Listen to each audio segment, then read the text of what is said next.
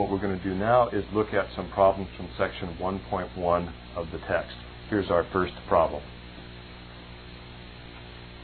We want to simplify the expression 4 times x squared plus 4 times 2 squared plus 5 times 2 cubed. Now, according to our rule for the order of operation, what we want to do is simplify each part that has an exponent on it first. So this would be 4 times 2 squared is 4, plus 5 times 2 cubed, that's 2 times 2 times 2, is 8. Now I have addition and multiplication, so what I want to do is multiplication first. 4 times 4 is 16, 5 times 8 is 40. Now I'm left with an addition problem. 16 plus 40 is 56. So that's how we simplify this expression right here according to our rule for the order of operations. We want to take care of this part that has the exponents on it first, then we do multiplication, and finally we do addition. Okay, let's look at our next example. We have 40 subtract 10 divided by 5 plus 1. Now I have subtraction, multiplication, and addition. According to my rule for order of operations, I want to do my division first. So this will be 40 subtract, now I'll do 10 divided by 5, which is 2, plus 1. 40 subtract 2 is 38, plus 1. So I'm doing my subtraction and addition just left to right in the same direction that I read. And 38 plus 1 is 39.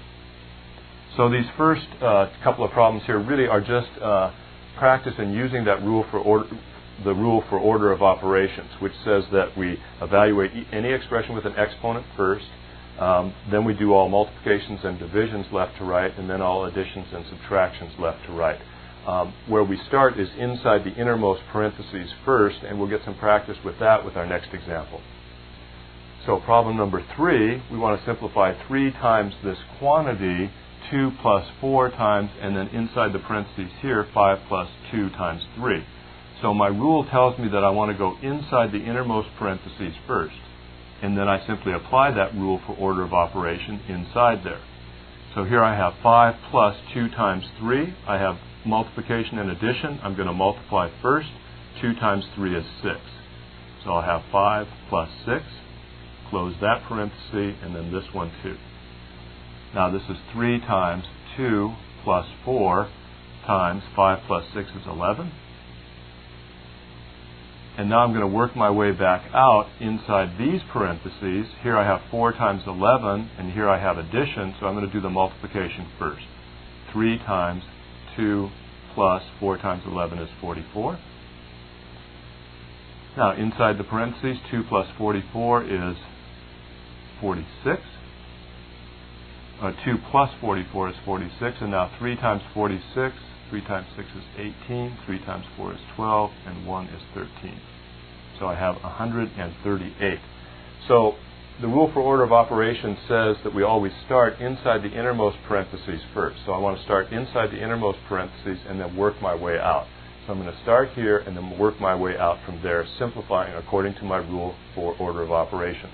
Let's look at another problem here that involves a translation.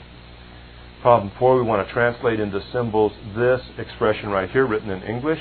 The sum of x and y is less than the difference of x and y. So I'll start with the sum of x and y, which is x plus y. And that is going to be less than, so I use my less than symbol, the difference of x and y, which is x minus y. So remember when you do these translations that sum always indicates addition, difference always indicates subtraction, product goes with multiplication, and quotient goes with the division. So there's a look at some of the important problems from section 1.1.